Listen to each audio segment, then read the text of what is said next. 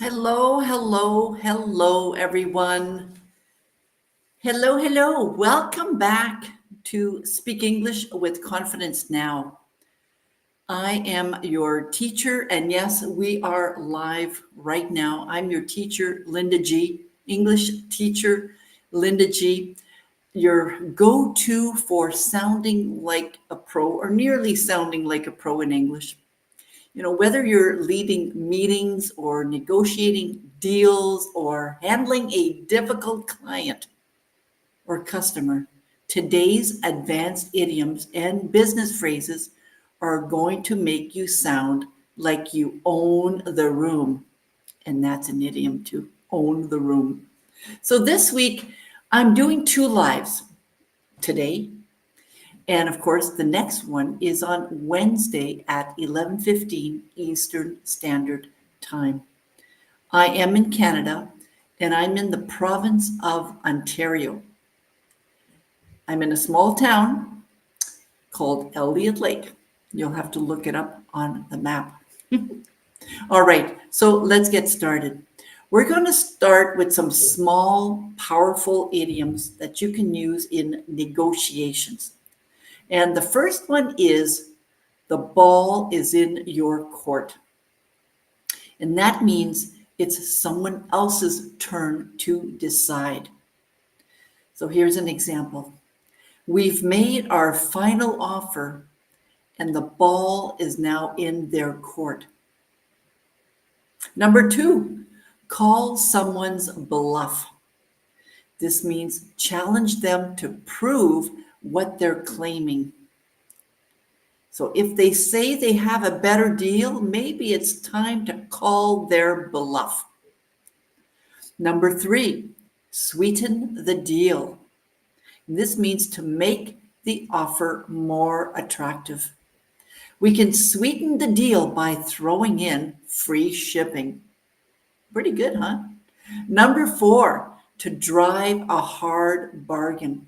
This means to be a tough negotiator. And here's an example. Our sales manager drives a hard bargain. That means he's a really good negotiator. All right. So we've looked at some idioms related to negotiation. I've got one more for you, and it is play hardball. So play hardball means to be aggressive or to be firm. They're playing hardball on pricing. All right, now quick question for you. Drop in a question in the chat box, anything, drop it in the chat box if you've ever had to drive a hard bargain at work. If you've ever had to drive a hard bargain at work,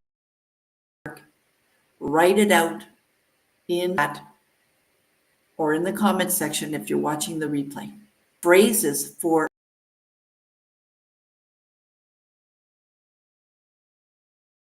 bossy or unsure. Number one, from where I stand,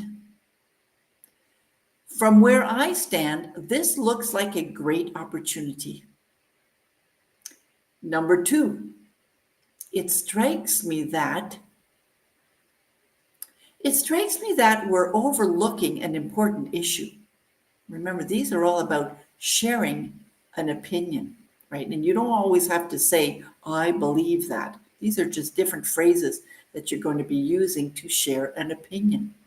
Number three, the way I see it. The way I see it is we should postpone the launch. The way I see it, we should postpone the launch. Number four, if I may offer a different perspective. Now, this is perfect if you want to add your view respectfully, of course. If I may offer a different perspective, perhaps we should reconsider our timeline. And number five, I'm inclined to believe. I'm inclined to believe that we'll get better results next quarter. All right, now which one would you use tomorrow in one of your meetings? So if you're listening to the replay, write it out in the comments section.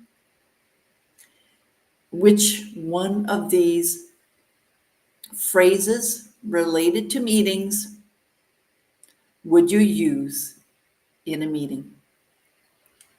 All right, we're going to keep going. If you're running the show, leading the meeting, you'll need these. Now, running the show is, of course, another idiom. So let's kick this off by, that's number one. Let's kick this off by reviewing last week's numbers. Number two, moving on to the next point. Moving on to the next point, our marketing campaign. These are all related to when you are leading a meeting, when you're sharing a meeting. Maybe you have a team meeting and you need to lead this meeting. All right, number three. Let's circle back to that later.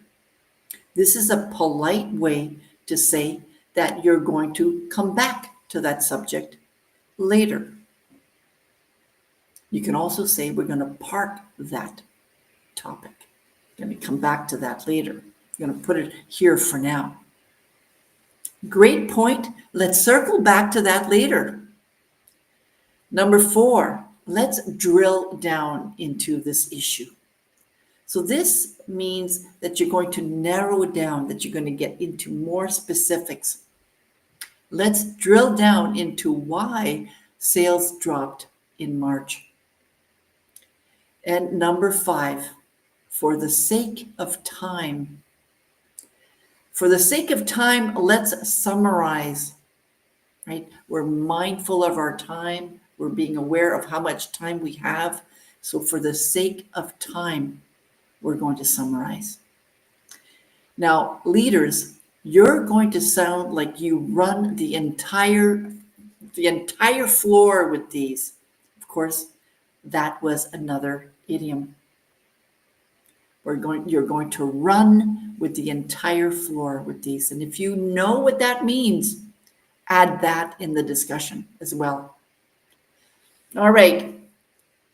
Now we're going to look at some dreaded but inevitable handling tricky customer situations. So here's how to stay professional. Number one, I completely understand where you're coming from. This is very popular. It means that you're acknowledging their feelings. Number two, let's find some common ground. So let's find some common ground so that we can resolve this. Let's find some things that we have in common here so that we can resolve this issue. Number three, we'd like to make this right. So we'd like to make this right. What can we do for you? Right? We want to work with you. We want to make this right. What can we do for you? Number four, I appreciate your patience as we work through this. Thank you for your patience while we fix this issue. You'll often hear that on the telephone. If you're on the telephone with an irate customer and you come back on the phone, you say, I appreciate your patience. Thank you for your patience while we fix this issue.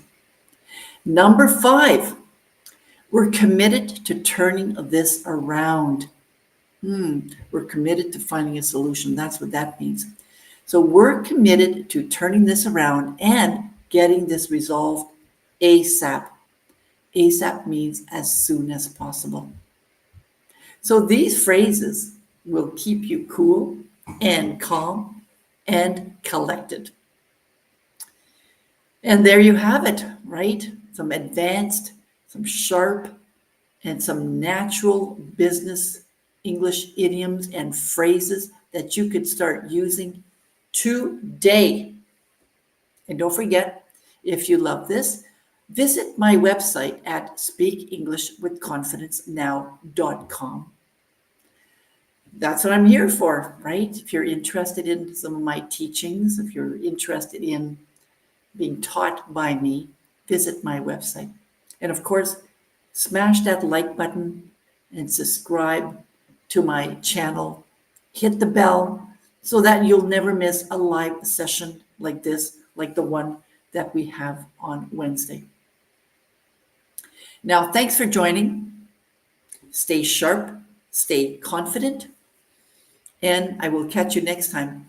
But when you go to my website this week, on Wednesday, by the way, you'll be able to download some more expressions as well. All right, so that's it for today. I will see you on Wednesday. Oh, hello, everyone. Hello, hello. I'm just about to hop off. May I find out? Can you tell me who you are? Tell me who you are. What is your name and where are you watching from? I'm just going to. What is your name and where are you watching from? I just finished talking about all the different idioms to use, negotiation phrases, right? You'll have to listen to the recording again. So before I go, could you write down your name and tell me where you're watching from? I'd love to say hello to you. All right, you can write that down afterwards if you'd like. All right. So this is English teacher Linda G. Signing off for now, and I will see you Wednesday at 11:15 Eastern Standard Time.